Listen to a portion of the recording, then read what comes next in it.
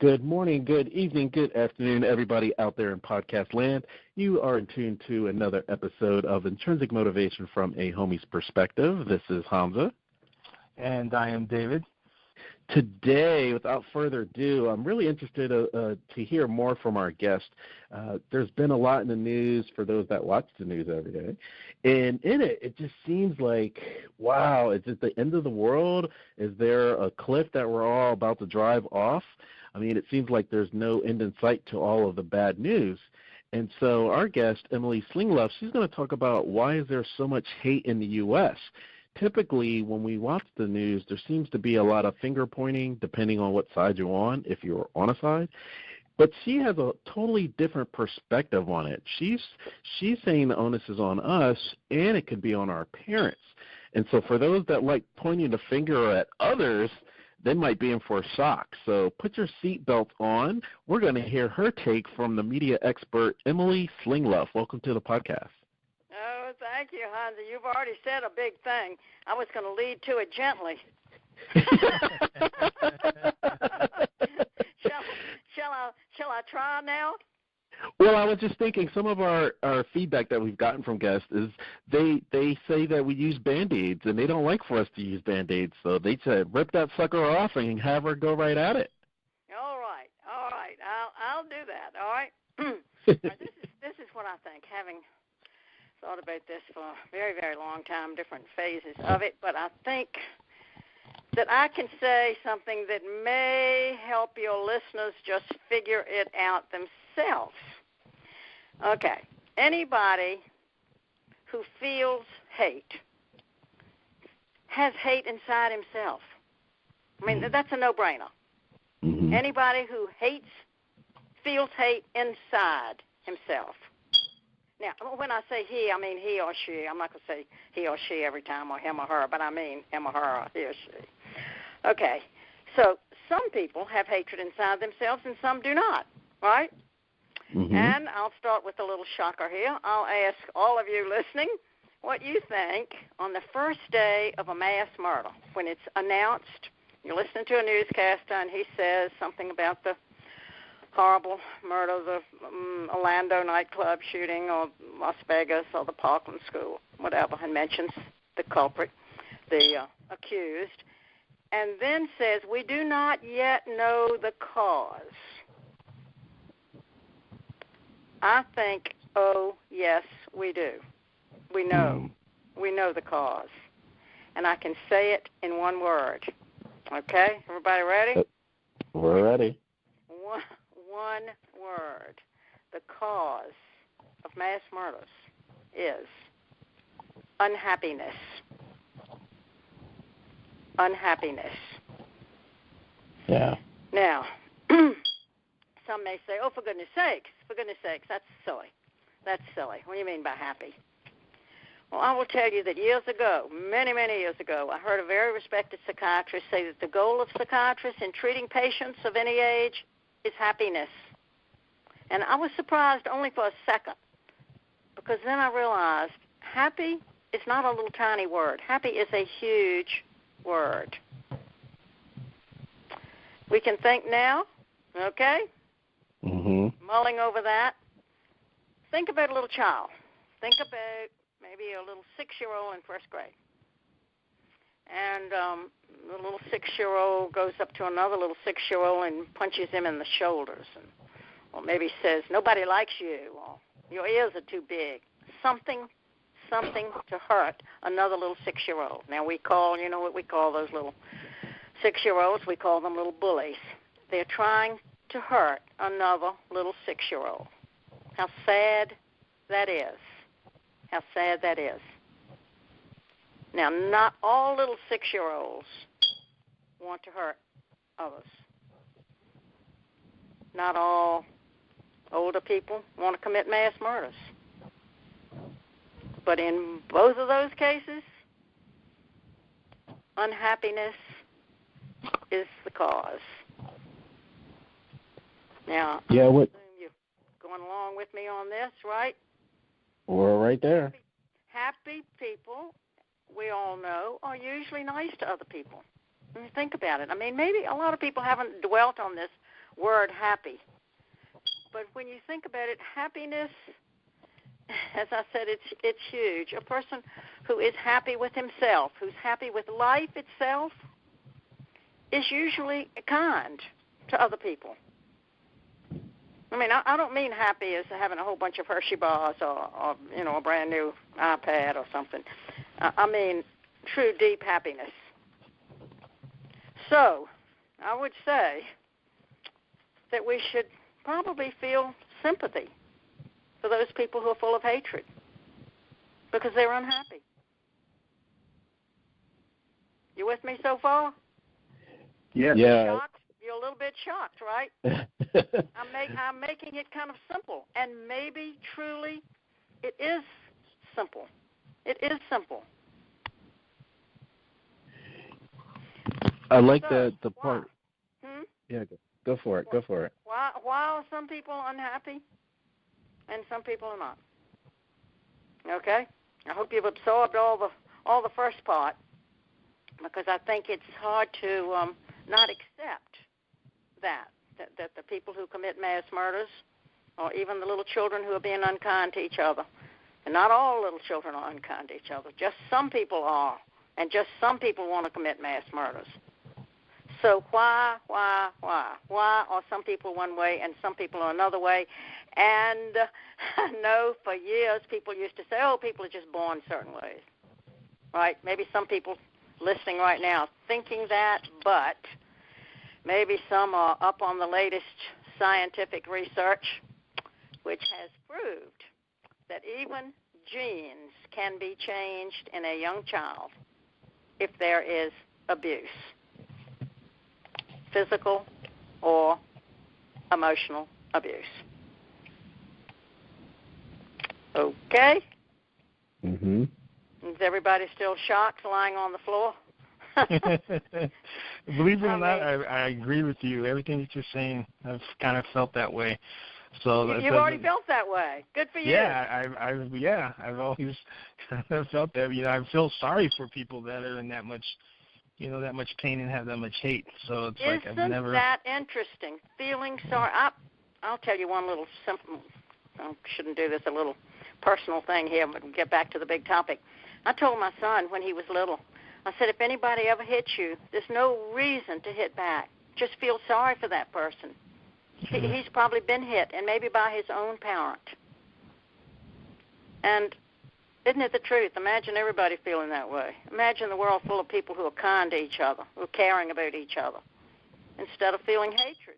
And we can do something about it. I think there's something we can do.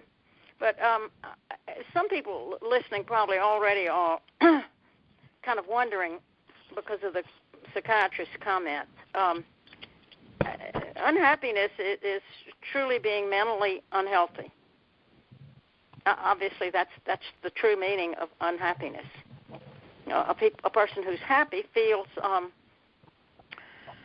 confident. Confident about himself, respected as a person, instead of the opposite, which is why people go for help as they get older. They realize they don't really feel quite right. Maybe people don't like me, or I'm not quite sure what I'm supposed to be doing here with life, and I just feel confused. This is just another term for it. Happy is a simple way to say it, but I think it's accurate, All right? Yeah.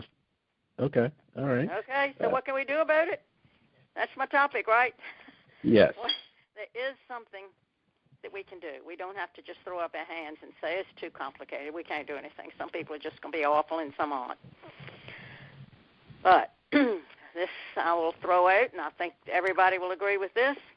The formative years are called formative because they're formative.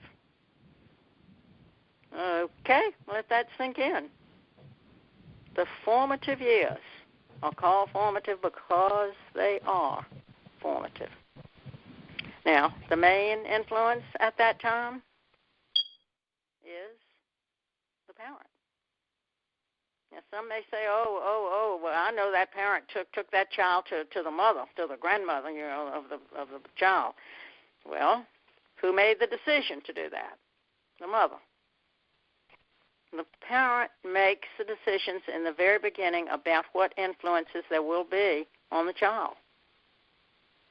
And the parent can decide if she is the main influence or if she is a big influence, which she is, either directly or indirectly. She can decide. I can tell you 3 points that actually I have put in a book because I heard so many people over time as I was listening to other broadcasters and things talk about parenting and making it so complicated. You know, a lot of people think parenting's complicated. I know it does not have to be complicated. It can be simple, okay? Mm-hmm. Mm-hmm. You wanted me to come on and say something surprising? Maybe that's one of them. Parenting can be simple, and it can be fun and wonderful, a pleasure, not a problem, okay? So I'll tell you 1, 2, 3 points. Ready? Okay. Okay, then we can go into detail as much as you want. I wish there'd be call-ins. I love that one. But you can probably guess what all these people are saying. So can I guess what the listeners are thinking. I'm used to the questions because this is surprising. Some people have not looked at parenting the way they can look at it. I'd say 1, 2, 3. Realize the importance. Set a goal, reach the goal. That's pretty simple. How about that? I love it. Isn't it? And realize the importance. Okay. Want to talk about that for a minute? Do we think it's important, or some people listening thinking, oh, parenting doesn't much matter. You just have a child and that's it. And, oh, whatever happens, happens. But I think most parents do care.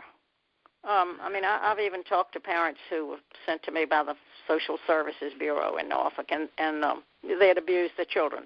And even those parents, I would say, loved their children. They thought what they were doing was the right thing. Some of them. Some of them were so unhappy themselves that they did not have much of a choice. That's a part of this whole thing.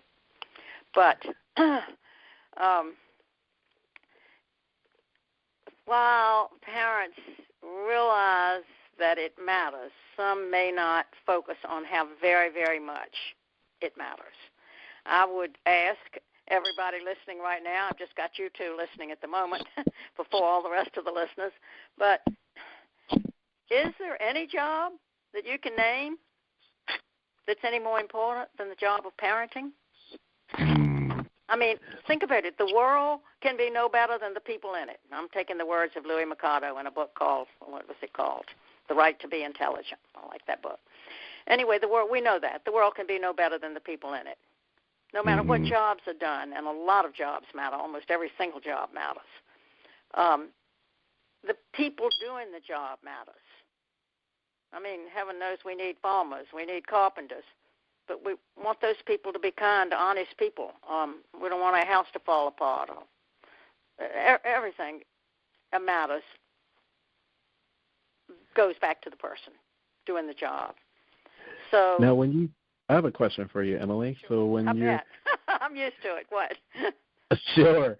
So it's really funny when you're talking about people that are unhappy, and I actually just found out a few minutes ago, I'm usually on top of this, so this made me unhappy.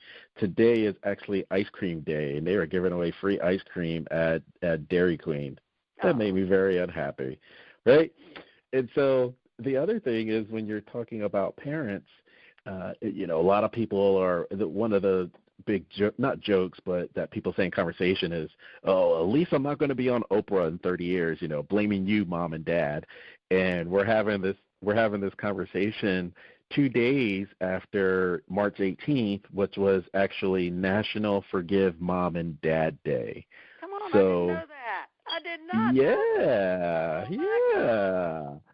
So when you forgive mom and dad and you're talking about, in one case, mass murderers and feeling sorry for them, on some level, I think that's why Forgive Mom and Dad Day came about, because they didn't have the tools initially, and they did the best that they could at the time. So it's kind of a give and take with child and parent once the child becomes an adult. I'm so glad you said that. I will tell you, I do not blame. I don't like the word blame anyway. Hope we're all trying to do our best, but I don't blame parents. I do not. No. Oh gosh, so much I want to say about forgive mom and dad. Yes, I think that there's always hope. I guess you can tell I'm a fairly happy soul here. So I think there's hope. If a parent wants to be forgiven, I mean, I've had too many people say to me, I read your book about what to do with the little child, but my child now is 10 years old, and my child's 15 years old. It's too late. And I said, you can sit down and talk to that child and say, you know what, I thought what I was doing was right, but I wish I'd done it differently. I wish I'd been kinder to you. I wish I'd been on your side instead of always against you, always saying, no, don't do that. Oh, don't do it. Because I said not to do it, it's why. Don't ask me again or you'll be punished. I mean, that sounds too familiar, I know. We hear people say it all the time, and it's so wrong. Why not be on the child's side always, you know? And so I think that a parent can, to get back to what you said, say to the child, I'm sorry. I frankly think it's mighty hard for a child to just forgive a parent from those words. I think the parent will also have to change to get true forgiveness, because if a parent has been mean to a child, it has an enormous effect on that child forever. But if the parent changes, wow, that's wonderful. That shows that the parent really cares. Did I say all of that, answering what you brought up? Yeah, well, and thank you for that. Thanks for the clarification. Because my next question would be your stance on different generations. So if we would talk about the 70s and 80s, it was the first time that both parents were out of the house. And so if both parents are out of the house, you have latchkey kids, right? And so, or, if they didn't have a babysitter, so the kids are pretty much raising themselves. And parents more so did it because they wanted what's best for their children. But here you have, grown adults, upset with their parents because maybe they weren't there or they felt they didn't spend enough time with them. And that could be a generational thing because the generation before, either, mom pretty much stayed home, and so there was consistency and a constant just love and discipline and all that went together that didn't happen in the 70s and 80s as the family dynamic changed. A lot you said there that I would like to respond to, yes. Yes.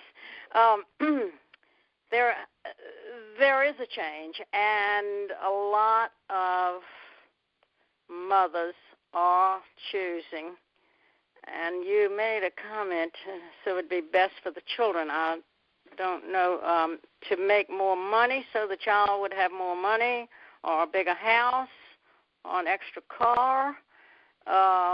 What is best for the child, if we really think hard about it, is love and kindness from the parent. I've talked to many people who grew up extremely poor in money, who got love from one parent.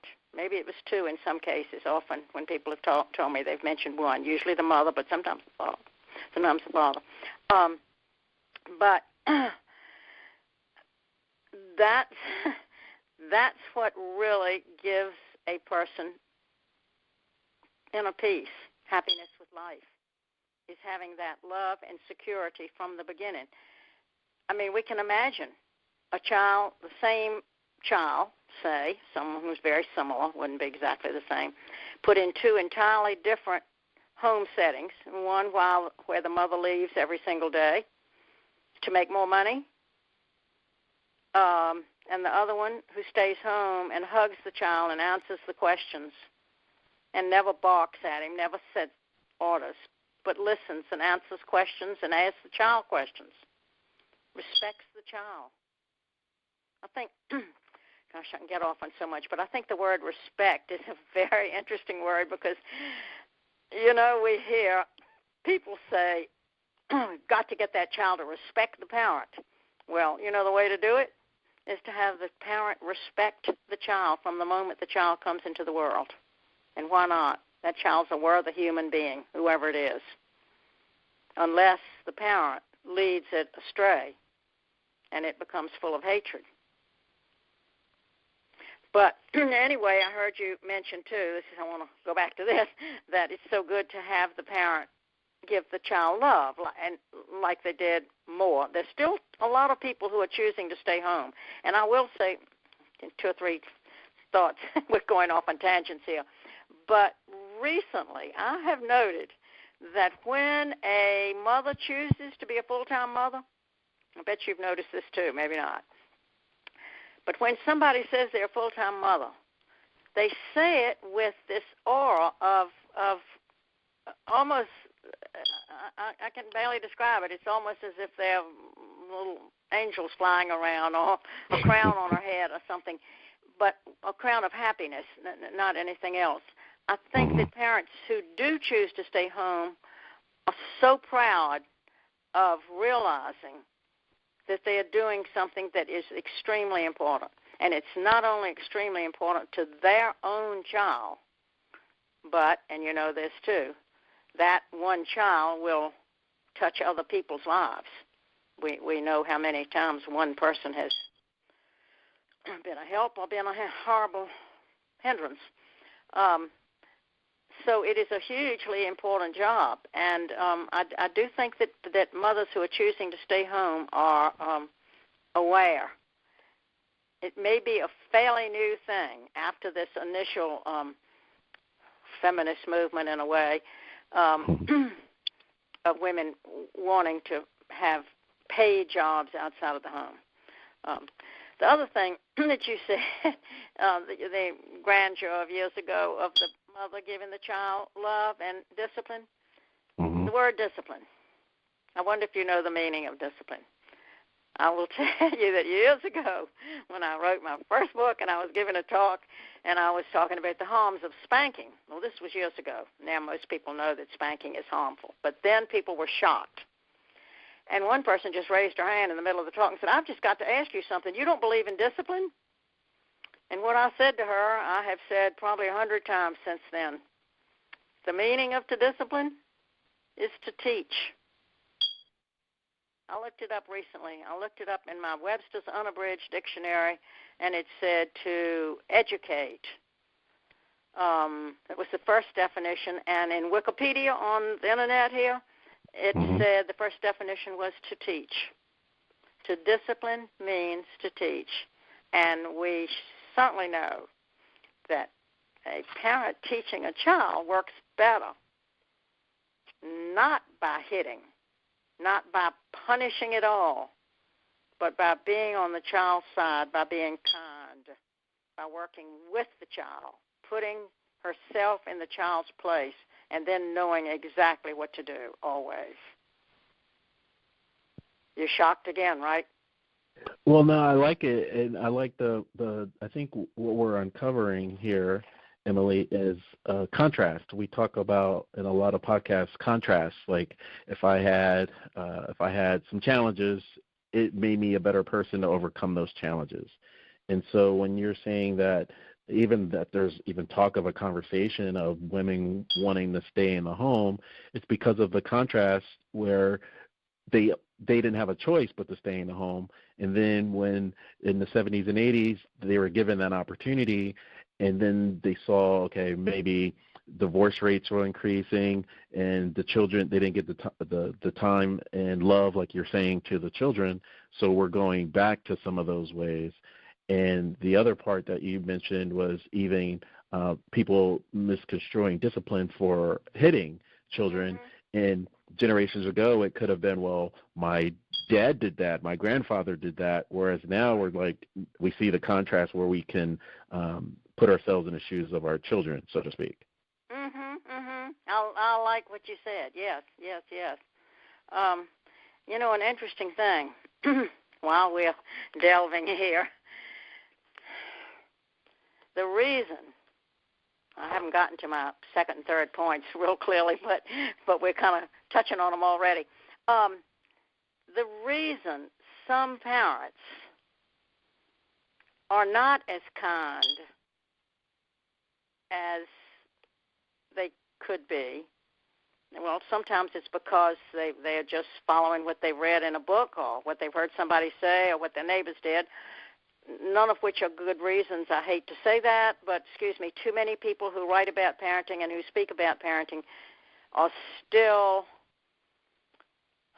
a little caught up in what was considered the usual, I guess, years and years ago. But what is happening now with people who are in the business big time is more what I'm saying right now. Someone came to my house years ago, maybe about a year ago, who very involved in a New York business, not volunteer but paid, for years, helping families. I think that was the way it was. I like the word helping parents better than families because I think one parent can do it. But anyway, and she was stunned. She read an article that I had, an interview that was in the paper when I had first written the book years ago, and she said, I am amazed that you thought that many years ago because it's what we're teaching now. And I think people are trying to teach it. I don't know that. I do know that not enough of them are realizing how far it can go. You don't have to be just a little bit kind. You can be all the way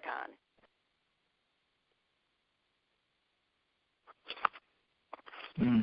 Elaine, let me ask you, what about, and I agree with everything that you're saying, but I've seen situations where you have two parents, and for all intent and purposes, they're very loving parents. They love their children, and they might, let's say, have 4 or 5 children, but there's one child that just is,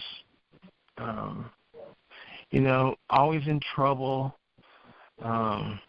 Maybe just not very. The parenting doesn't seem necessarily vary with all, but it seems like in some cases there's always maybe one child that is just off a little different than the rest of them, and is just, struggles, I guess you could say, when they're growing up. Why do you think that is? Well, that's interesting. And one thing that's worth saying, and every thinking person knows the exceptions to everything. So, no matter what kind of, regardless of any topic. But 4 or 5 children, that's a whole lot of children. I don't know. I had 2 children, and my husband was thinking, I really am telling you personal things here, but he had thought we'd have 3 children because he was one of 3 children. That's often the way it goes. And I was one of 2, and I said, we would have less money and we would have less energy to help the 2 children if we had 3 children. But anyway, just throwing that out, I think there's some way that child was treated by the parent. That's what I think without any question. And whether, there's some thought, the middle child suffers, if they're 3 children, you've heard that. They're so excited about the first child. They want the first child to excel in every single thing. And then the last child, they're so excited because it's a baby. And the middle child is neglected. There's so much. I mean, the expression helicopter parents, we don't want too much hovering anyway. So I just think if a child is disturbed,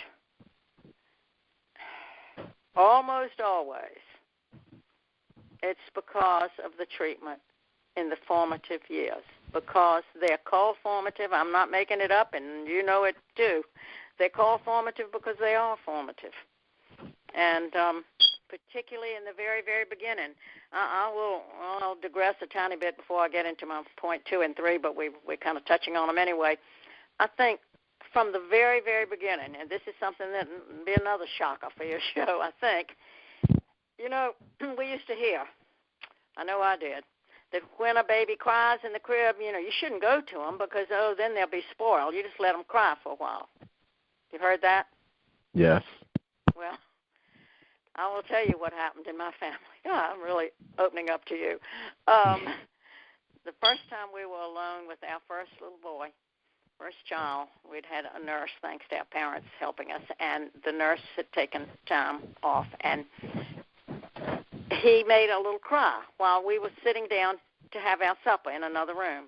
And I said to my husband, I cannot believe I'm saying this, but this is what I did say. I said, I'd just been told by this nurse when she left that sometimes babies cry, and you just don't worry about it, they just cry.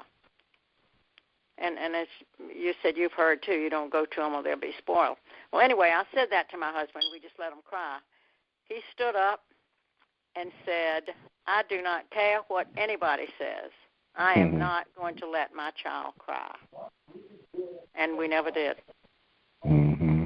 There was never any reason for them to cry. And we were kind in the very beginning, and then they were kind back. The thing I was going to say is the baby crying in the crib, answering that cry gives that baby a sense of security. I mean, we can, like we're supposed to do, put ourselves in the other person's place. And suppose we were the baby lying in the crib, and we didn't know where we were. We don't know what this world is. We don't know anything. We've been inside a woman's body. We don't know. And we make a sound. We can't say, please come, or what is this, or who are you, or we don't know what to say. We just make a cry because we can't talk. We're a brand new baby. And suppose nobody comes. And then we continue to make a cry, and we find we can make it a little louder cry, and still nobody comes.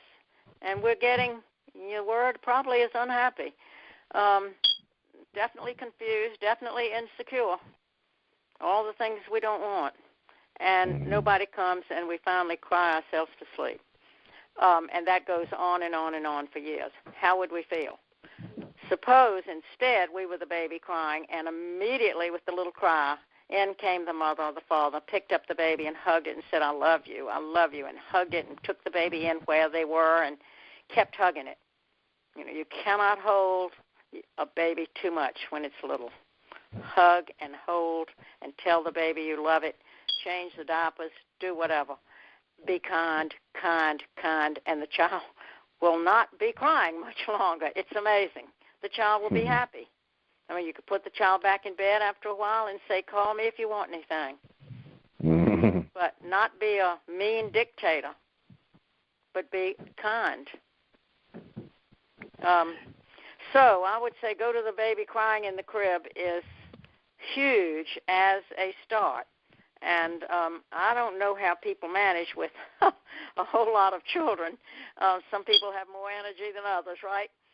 But if you have 3 or 4 children, it's kind of hard to answer every question.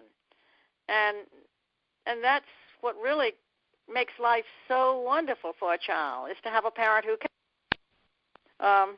and who answers the questions, you know. So you're saying... Here, continuing, and then we can keep on to the details. That's sort of what we're saying anyway. My 1, 2, 3 points was realize the importance, set a goal, and the goal, I bet you know what it is from what I've said so far, is, well, let me just say this, it might be worth. A lot of parents think they should have goals, plural, right? Right. Have goals. Haven't you heard that? Yes. Have goals. Okay, so when the baby's little, your goal is to have the baby sleep through the night and not be disturb you. I think that's sad. Makes me sad to hear that. But a little bit older, have the child not ask so many questions. Has something happened to the phone? Can you hear me all right? You sound fine on my end, but it sounds like, go ahead. And so a little bit older, the child, maybe you have a goal to not ask questions, which also disturbs me. That's a horrible thing to wish that. And then you wish you'd do well in school, and then you wish this, and then you wish you'd get married and have money and so forth. But what would you wish when the child was 60 or 70 years old? And suppose all those things that a parent wished was true, but that child at every age is unhappy. What would the goal be then? I think the scary part of that, and when you're talking about the goals, it reminds me of Wayne Dyer. One thing he always said that, and one of these stories was when he couldn't wait. I think that was the premise. He couldn't wait. So when he was in elementary school, he couldn't wait to be in middle school. When he was a teenager, couldn't wait to be an adult. When he was an adult, he couldn't wait to have children, couldn't wait to buy a house. And then when he was old, he was like, I never lived because I couldn't wait for something else. I couldn't appreciate what I currently had. Yeah. And with a kind parent, we're appreciating. I think, again, I'm straying from my real ideas here, but not really. When you see a parent pushing a little baby in a stroller, and the parent is listening to music on the iPhone, I just think how sad that is. I mean, that parent could be talking to the child about the puppies they're seeing, or the blossom on a dogwood tree that just came, or how pretty the sky is that day. Something, enjoying life, appreciating life. I wrote a blog about that, strolling with the baby. Well, anyway, so that's 2 is to set a goal, and obviously from all that we've been saying, the goal would be for the child to be happy. It would be not disturbed, and the parent can do that.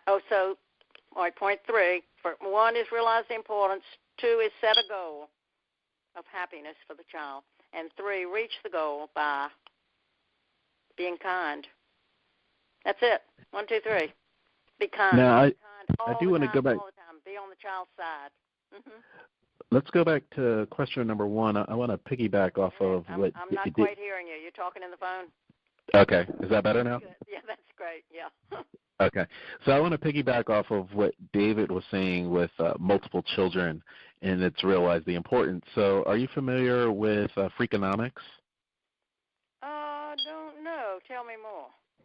Sure. So Freakonomics, it was a great book. There were 2 authors. One was I want to say he was an economist, and the other was a psychologist. So they wanted to put the 2 together. And one, it was fiery then, and it's fiery. This book was in 2006. So it was a fiery premise that I'm about to tell you, and back then, and it was a fiery premise today. And what they had noted was the crime rates in New York in the late 80s, New York City. And they were like, wow, why is crime going down in New York City? And they were like, well, was it they had more police? Was it because that was the beginning of the surveillance where you had cameras everywhere? And they said, no, this was 16, 17 years, actually, 16 years after Roe versus Wade. And what happened prior to Roe versus Wade, parents just kept having children, if they wanted them or not. You had a lot of whoopsie babies. And children felt it, like you said. If they're not giving them the love and attention to be happy, children felt, hey, I'm not wanted. So when they were teenagers, they started acting out. And then they were like, well, after Roe versus Wade, you had a choice. So you didn't have to have the baby and keep reminding them, hey, you weren't wanted, or they didn't feel that way. They felt, hey, you had a choice, and I am wanted here. And so people had less children, and they were able to spend more time with them, like you're saying, so they were happier. And so it riled a lot of feathers, of course, because you're talking about Roe versus Wade. But you also saw a drop in a lot of cultures from having a lot of children because, like you were saying, can you spend a lot of time with them? And if they're like 4 or 5 or 6 or 7, they're all competing for your attention, and somebody's going to maybe fall through the cracks. It could be. So the other side of that, to be topical, is you realize the importance. You love your babies, because this is in the news, that they're calling them, what do you call them, lawnmower babies or snowplow babies? What are you saying? Love your baby. What now? What's the next thing? No, are you hearing lawnmower parents or snowplow parents? Have you heard those terms yet? Parents. No, not helicopter. No more. Helicopter used to hover over. The lawnmower and the snowplow would run everything, every obstacle out of the way. And so when they just broke up this ring where the parents are paying hundreds of thousands of dollars for their children to go to these Ivy League schools, they set a goal they want the best for their children, but the children's not a part of the decision-making process. Mm-hmm. So what's your take when the parent tries to take over every obstacle and the children doesn't learn? Oh, no. Absolutely. I think putting oneself in the other person's place is just a wonderful way to remember it. When I've said different things about the second thing is to set a goal, and then the third thing, reach the goal easily. I think being kind is probably the simplest way to say it, but putting oneself in the other person's place is another way. Positive parenting rather than negative parenting is another way to say it. I just said terrible what some parents do. No, you can't do that because I said you can't. That's why. And I'm your mother. And don't ask me again or you'll be punished. That's negative, obviously. But instead, the positive parenting can be, oh, that would be fun to do that. Let's see. Well, how could we work that? Being on the child's side, being kind. Now, the other thing I haven't really even touched on yet is part of the kindness. I think I did mention briefly, but part of the kindness is not being a dictator at all, which means not setting rules and meting out punishment. That means there are two sides, two opposing sides. It's almost a master-slave, although some master-slave relationships were nice. But, it's not helpful to the child. And I realized late in life that we never punished. There was never a reason to punish. We talked about everything, and they tried to be nice, and we tried to be nice, and it was so simple and wonderful. I have a quote here, and I can just say it to you. I think I read it years ago. Bruno Bettelheim wrote about punishment. Okay, you ready? It's one. I'm ready. And I know it by heart. Punishment, now this is in the parent-child relationship. Punishment may make us obey the orders that are given, but at best will only teach an obedience to authority, not a self-control, which enhances our self-respect.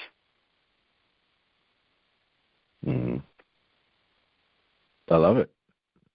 Isn't it? It says it all in that one sentence. Mm-hmm. But there's no reason to have two sides. Let me ask you another question with regards to economics. So if all things being equal, going back to, let's say, 60s, 70s, early 80s, it was more of a level playing field across the board. And just recently on the Bill Maher show, he had a map of the United States because they were talking about Jeffrey Bezos, the owner of Amazon, opening a new location either in New York or DC, I believe it was Washington, D.C. Right. Yeah, it was. And so he was like, well, why don't you open it in Middle America or other places like that? Because in this map, you had a growing economic disparity with families where you have more have-nots than you have haves. And if there isn't that level playing field where you live and you're fighting for scraps, do you have time to be kind to your children? And maybe that's why there's so much hate now, just because everyone's not on a level playing field. What's your take on that? I don't quite get your point. Well, when I had mentioned if you have multiple kids, if you can't afford them, right, one kid's going to fall through the cracks because you don't have time to spend with them. And then if two parents are in the house, you're still not giving the child enough attention because maybe you have more mouths to feed. And so if you don't have an industry moves, like the Rust Belt, those jobs that they used to count on getting the gold watch and retiring, they don't exist anymore. And so you're kind of taken out of, I'd love to spend time with my kids, but maybe I'm working two jobs now just so I can keep food on the table. Oh, okay. So we're talking about the money thing now. Yeah, absolutely. Well, yes, I could talk about that for a long, long time.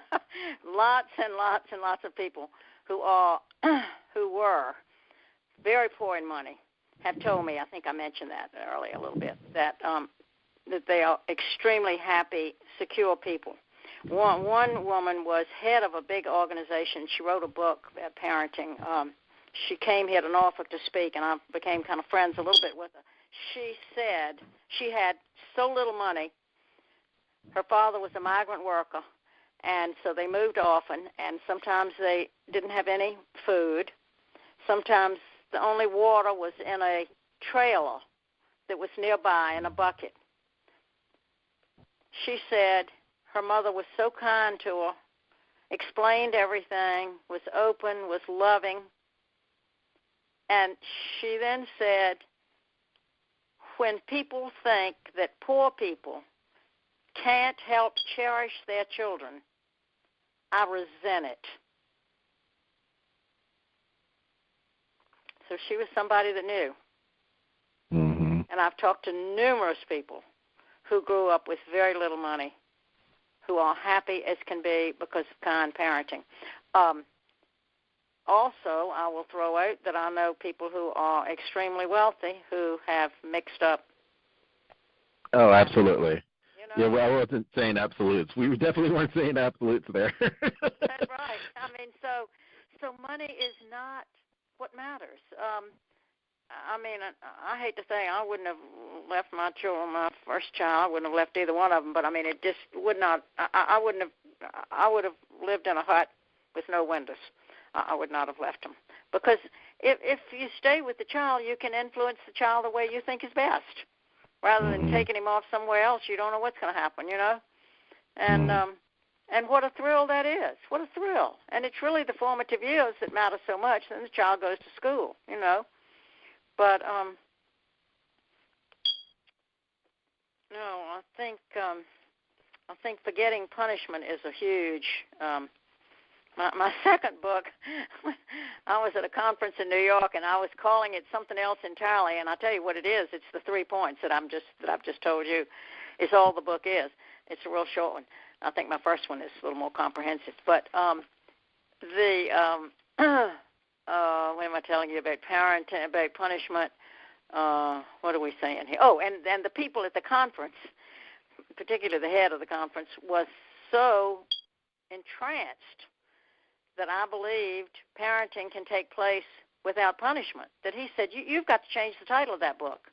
And I did. I called the publisher and said, can you leave all the words exactly as they are, but just change the title? And so that's what we did, and it's called Parenting Without Punishment. But you know, I think getting back to hatred, since that was what we're talking about, people who are full of hatred and who do things to hurt other people are unhappy, and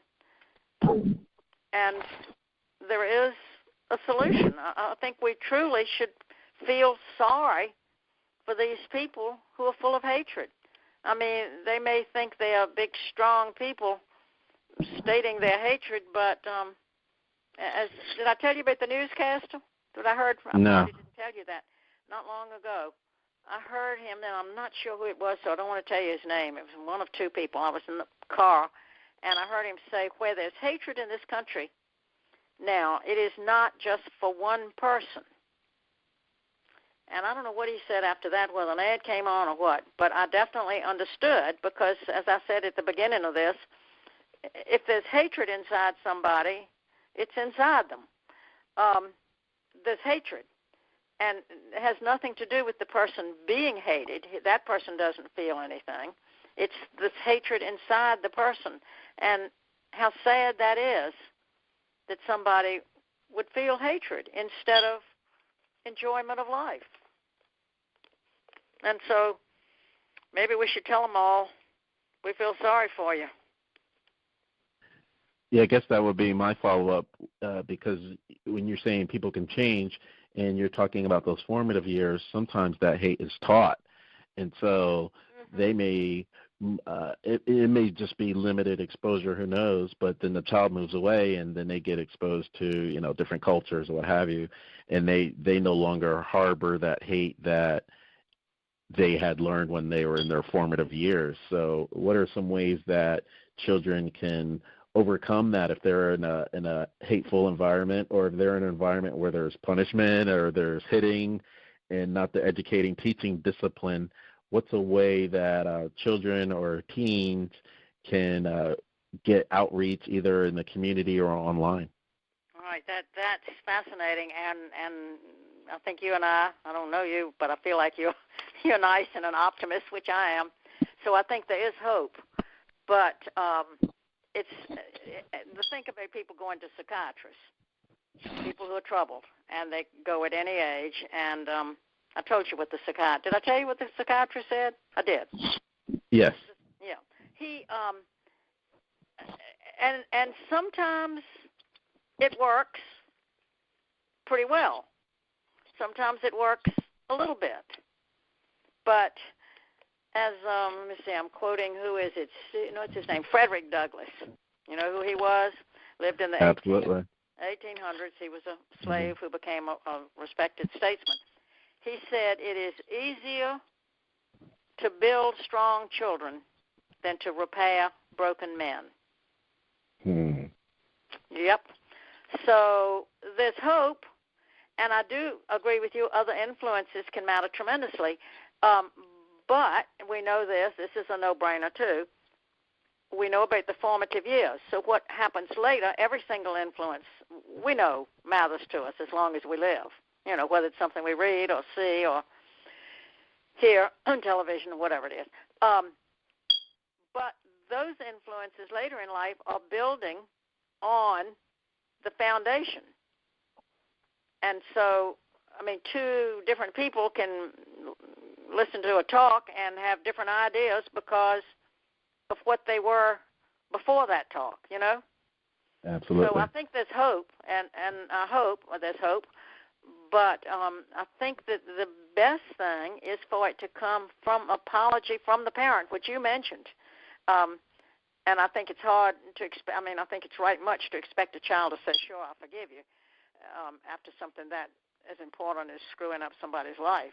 But I think if the parent changes, if it's a time the child is still living at home or something as a teenager or something, and the parent changes and is really kind, I would think there would definitely be some hope, and certainly psychiatrists help. And, believing in God is what a lot of people believe, too. That I think that's probably the same thing as appreciating life for people who believe in God. But I do think we can feel sorry for them, for the people who are full of hatred. They are pathetic creatures. They were called crybabies at one point when something happened. I think some election or something. People didn't like the outcome, and they weren't able to go to school, couldn't go to class. They were so full of crying. And I thought to myself, maybe that's the term that's correct, because maybe they were crying in the crib and they were not answered. Well, one thing that I feel hopeful about is because you're mentioning if there's these case of mass murdering and what have you, those people aren't usually alive right afterwards if they get caught in the crossfire. So there has been a lot of outreach with global communities on the web where they're helping each other heal, because it's happening so often. It's no longer an isolated incident once every 10 years. It seems like it's always on the news. So just the outreach that's happening on a global scale, where these people can take steps to healing, because there will be some PTSD associated with that event, especially if it happened. It's always going to happen, but especially if it happened when they were children. It's good that they have a outreach now, whereas maybe a generation ago there weren't as many resources. So I do feel really confident about there may be a lot of hate, or more so hate, in the U.S., but that tide could change on a dime. Yeah, I like what you're saying. I hope so too. But anybody who is unhappy enough to commit mass murder, I would doubt would be able to become a happy soul pretty easily. You know, I mean, it's one thing to have a little bit of hate, but that's having a whole lot of hate. But I don't know. I loved. Somebody gave me years ago the words of Billy Graham, who said how a mother matters, and he wrote about kindness and honesty, which is what I did in my first book, Kindness and Honesty. A parent teaching the child, instilling in the child to be honest and to be kind. And the other thing was temperance, which, you know, means being respectful of others, holding back, not being violent. And the other thing was industry, which means, of course, helping other people. And a person who's happy generally does want to help other people. But, you know, I'd like to think you're right, that helping, but it's harder to change somebody than it is to get it right in the beginning. Absolutely. And we can only do our part. So I'd love for you to share how you've done your part and how they can find out more information for a present to the newborn and also for parenting without punishment. Well, they're both of those little books are on Amazon, and easy to order from Amazon. And I've got the price kind of low. I'm not in this to make money. I'm in it to help. It was kind of thrust upon me. School asked me to write, and I did that years ago, and then I have just felt like I had to keep it up, you know. So, but they're both on Amazon, and also I have a website that has right much on it. But my name is so hard to remember. It's Emily Slingluff. Slingluff is hard to spell, but A Present to the Newborn is a really easy-to-read, short, comprehensive book that I think will help any parent with a child any age. Absolutely. Yeah, thank you for that. And so with that, you have just been in tune to another episode of Intrinsic Motivation from a Homie's Perspective. This is Hamza. And I'm David. Emily, it was great speaking with you, and please keep up the great work. Well, I enjoyed speaking with you. I hope I didn't speak too much, but I guess that's what I was supposed to do, right?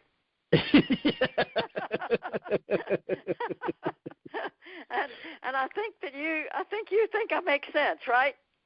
Oh, absolutely. I think it was perfect, and I think the message was germane to the times today. Oh, my gosh. Unfortunately, yes. But I wish every parent in the country would realize the importance of parenting and the importance of being kind, because kindness brings happiness. Yes, indeed. On that note, let's stay in touch, Emily, and we'll talk to you soon. Well, you're wonderful. Enjoy Atlanta. Thank you. Enjoy Virginia Beach. I'm so jealous. Oh, my God. Thank you so much. Thank you, honey. All right. Bye. Good Bye-bye. night.